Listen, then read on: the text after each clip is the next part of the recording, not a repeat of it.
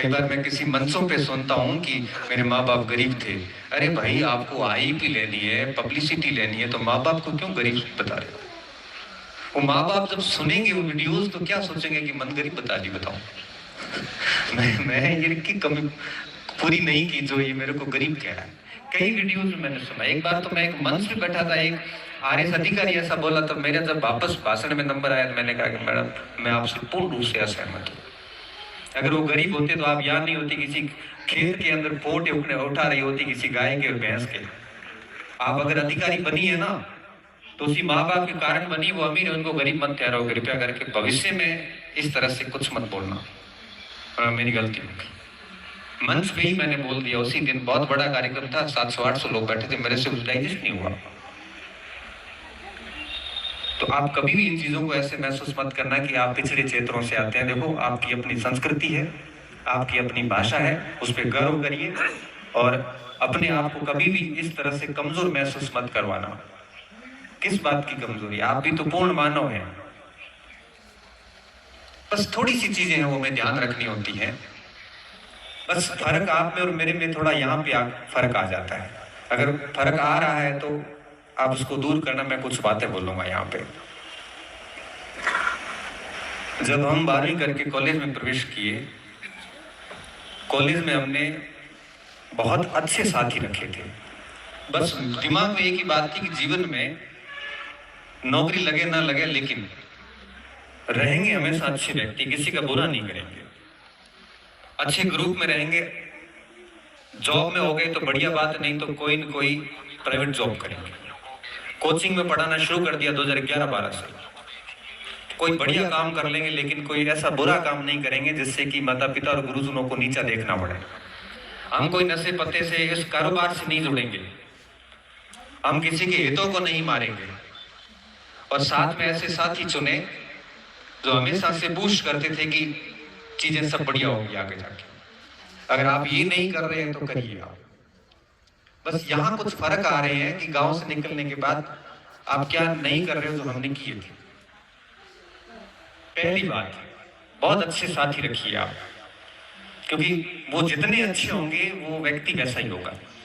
एक 1000 शिक्षक जितना ज्ञान आपका सहपाठी आपको दे देता है 1 घंटे के अंदर ही।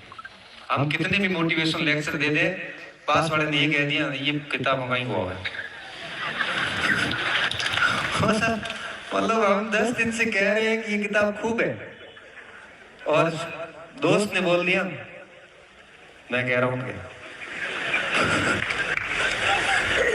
जब हम ऑफलाइन में पढ़ाते हैं, किसी टॉपिक को समझाने में हमें घंटा भर लग जाता है, बच्चे की समझ में नहीं आता, पास वाला उसको कहता है ऐसे नहीं, ऐसे कर रहे हो, उतर आ जाएगा।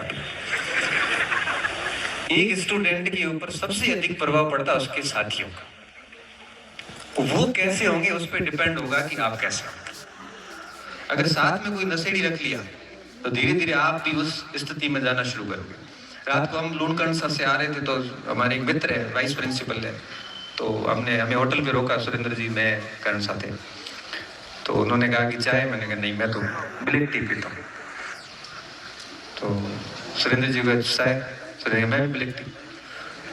हमारे साथी करण सिंह को कहा आप, मैं ब्लैक कॉफी। दूध, हम दूध सबने छोड़ दिया। तुम्हारे मुकेश को पूछा, हमारा ड्राइवर, आप तो, मैं तो बिल्कुल चाय नहीं पीता।